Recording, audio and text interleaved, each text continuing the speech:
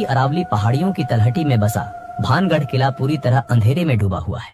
इसी किले के बाहर मेन गेट पर एक लोहे का बोर्ड लगा है, जिस पर भारतीय पुरातत्व विभाग की तरफ से एक चेतावनी लिखी है। सूर्यास्त के बाद और सूर्योदय से पहले इस किले में प्रवेश करना सख्त मना है।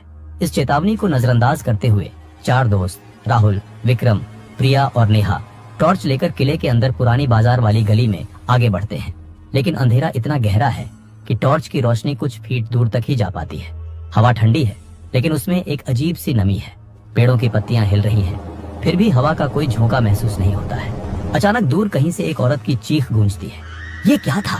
प्रिया कांपते हुए विक्रम का हाथ पकड़ लेती है। विक्रम धीरे धीरे टॉर्च ऊपर की तरफ घुमाता है। सामने मौजूद पुरानी हवेली की टूटी हुई खिड़की पर अचानक कुछ हरकत दिखाई देती है। टॉर्च की हल्की रोशनी जैसे ही उस पर पड़ती है, विक्रम के कदम वहीं रुक जाते हैं। उस खिड़की में एक सफेद साया दिखाई देता है। लंबे बाल और साड़ी में लिपटी हुई एक अजीब सी आकृति। वो कुछ सेकंड तक खड़ी रहती है और फिर एकदम से गायब हो जाती है। भागो! राहुल चिल्लाता है। चारों घबराकर तेजी से दौड़ने लगते हैं। तभी उनके पीछे पत्थरों पर पड़ते कदमों की आवाज सुनाई देती है, जैसे कोई उनके पीछे भाग रहा हो। लेकिन जब वो पीछे मुड़कर देखते हैं तो वहां कोई भी नहीं होता, सिर्फ सुनसान गलियां, टूटी हुई दीवारें और चारों तरफ फैला घना अंधेरा। किसी तरह वे उन सुनसान गलियों से बाहर निकलकर अपनी गाड़ी की तरफ भागते हैं। वो घबराहट में गाड़ी स्टार्ट करते हैं और हाईवे की तरफ तेजी से निकलते हैं, लेकिन वो गाड़ी कभी अपनी मंजिल तक पहुंच ही नहीं पाती। गाड़ी की स्पीड बहुत तेज होती है। रास्ते में अचानक एक मोड़ पर उनकी गाड़ी का एक भयानक एक्सीडेंट हो जाता है और चारों की मौके पर ही मौत हो जाती है। इस हादसे को लेकर स्थानीय लोगों का मानना है कि यह कोई एक्सीडेंट नहीं था, यह भानगढ़ का श्राप था। उन्होंने नियम तोड़ा और इसी वजह से किले ने उनकी जान लेकर इसका बदला लिया। इंटरनेट पर ऐसी हजारों कहानियां हैं, लेकिन भानगढ़ की असली कहानी किसी भूतिया कहानी से कहीं ज्यादा हैरान कर देने वाली है। क्योंकि भानगढ़ का रहस्य वो नहीं है जो रात के अंधेरे में दिखता है, बल्कि वो है जो इतिहास के पन्नों में दफन है। साल 1573 ये वो समय था जब भारत के एक बड़े हिस्से पर मुगल बादशाह अकबर का राज था। उसी दरबार में अकबर के सबसे करीबी और सबसे ताकतवर सेनापतियों में से एक राजा मान सिंह के पिता राजा भगवंत दास ने राजस्थान के अरावली पहाड़ियों के बीच एक आलीशान शहर बसाने का फैसला किया, भानगढ़। ये शहर उन्होंने अपने छोटे बेटे माधो सिंह के लिए बनवाया था। यह पत्थरों से बना कोई छोटा मोटा किला नहीं था।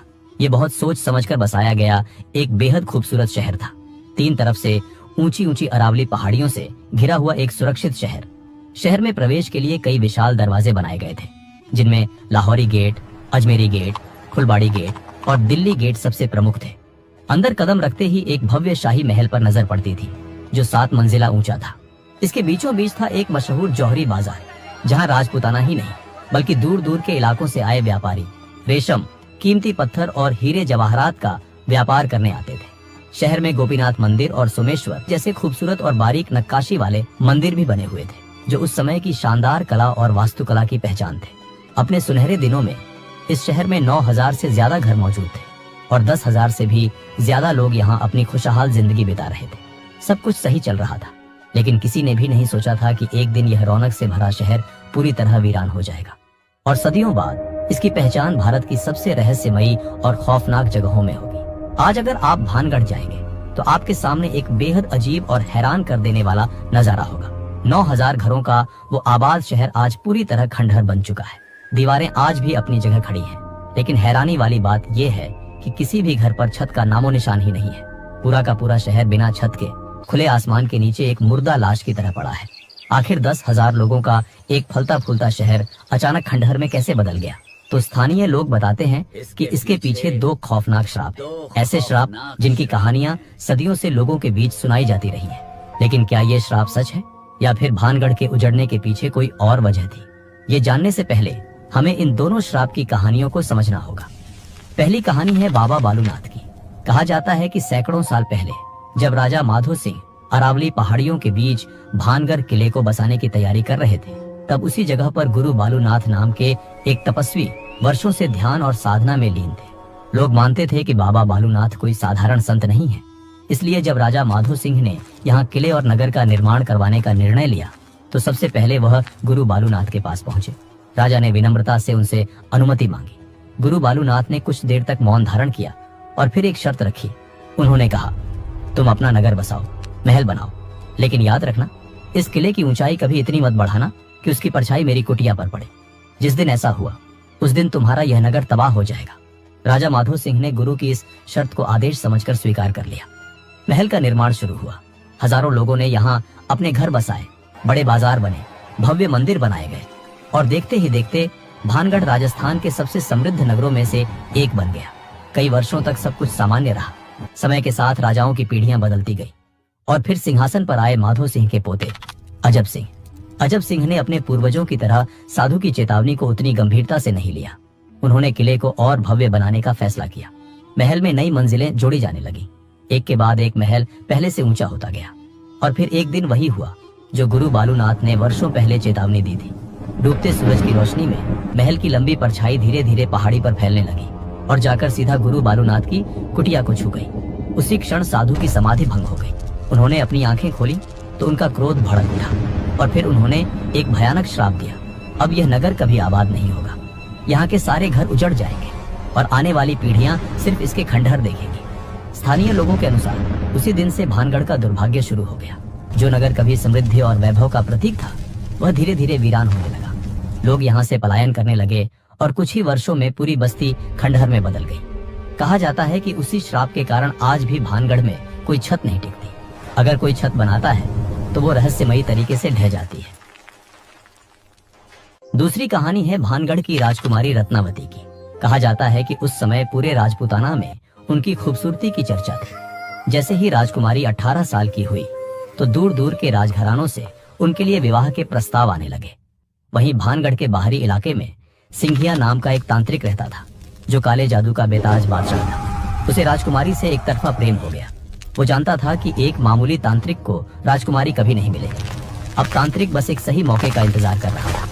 एक दिन बाजार में राजकुमारी रत्नावती की दासी राजकुमारी के लिए खुशबूदार इत्र खरीद रही थी तो तांत्रिक ने मौका देखकर उस इत्र की शीशी पर एक खतरनाक वशीकरण मंत्र फूंक दिया।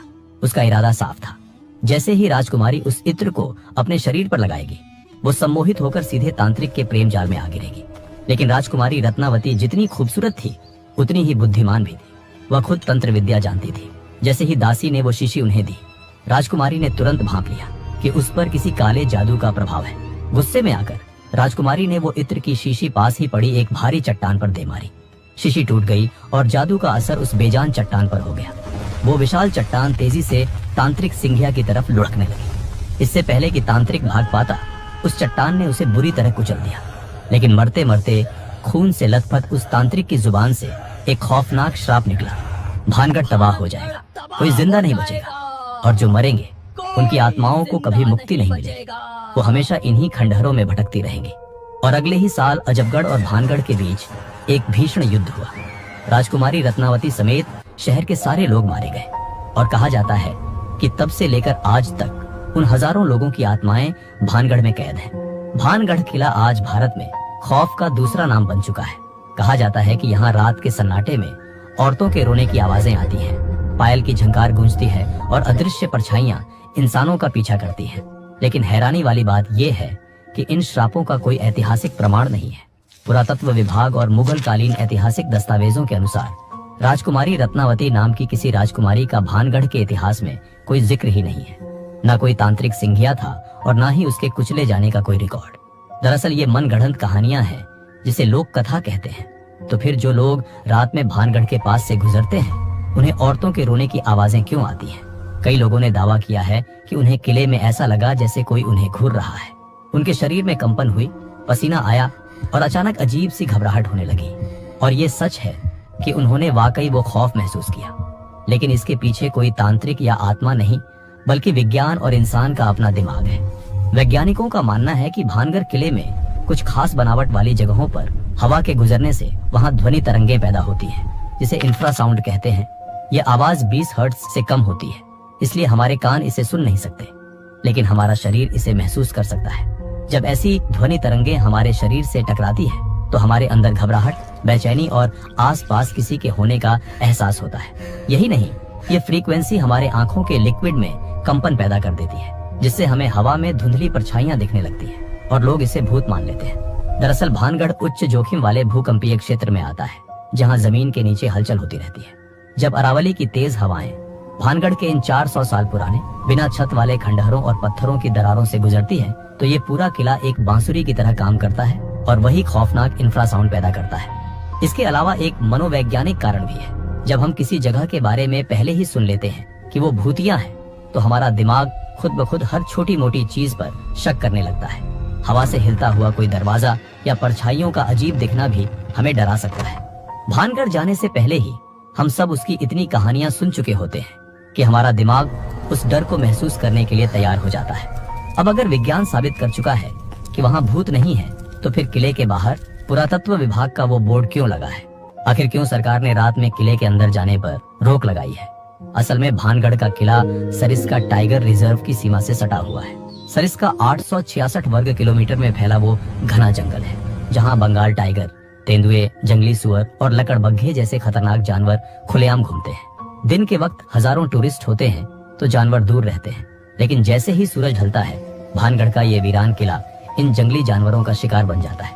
और रात में जो औरतों के रोने और चीखने की आवाजें आती हैं, वो किसी चुड़ैल की नहीं होती, वो दरअसल लकड़बग्घों की आवाजें होती हैं।